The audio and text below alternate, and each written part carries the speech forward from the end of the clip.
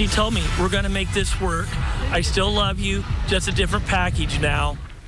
After more than 2 decades of marriage, a husband shares his true self with his wife. In fact, the entire family is stuck together through a journey that can be isolating.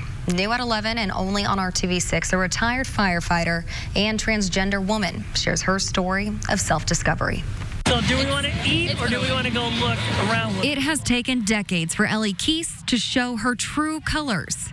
And just 3 weeks post-surgery, this 53-year-old is proud to be part of Indy's Pride Festival. I've been hiding for 30 years, so I went into my marriage already knowing what I was. Ellie was Eric up until 2 years ago. Eric married Christina almost 25 years ago, and they have 2 adult daughters. Living in the northeast town of Hoagland, a population less than 1,000, Eric was a firefighter and EMS responder for more than 20 years. Ellie says working in a male-dominated field forced her to suppress her true self. Eric was hiding so many things that Eric was a difficult person. I look back at it and I wonder why people even stayed with him. People, including Eric's wife. Both my military career, getting married, were from some of the wrong reasons. I was trying to get into a pure male combat MOS in the Army, getting married because I saw all of my buddies already married, thinking, well, these are ways that I can overcome this transgender feeling. And, they weren't working. And after years of pretending to be someone else, Eric finally opened up to his daughter, Rebecca.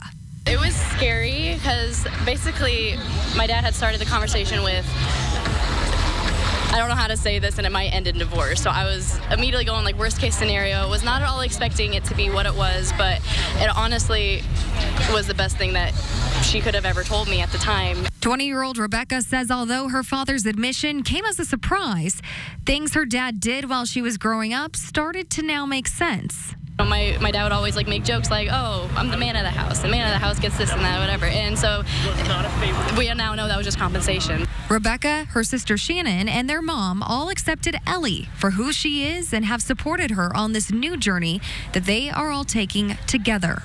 Knowing that my kids will be loved and accepted for however they feel whenever they get older, and that their grandmothers are gonna love them for who they are. Christina has always been a support system, a best friend for Ellie, even when she was known as Eric, holding true to their marriage vows made 25 years ago. What did it mean to you the first time your wife called you Ellie?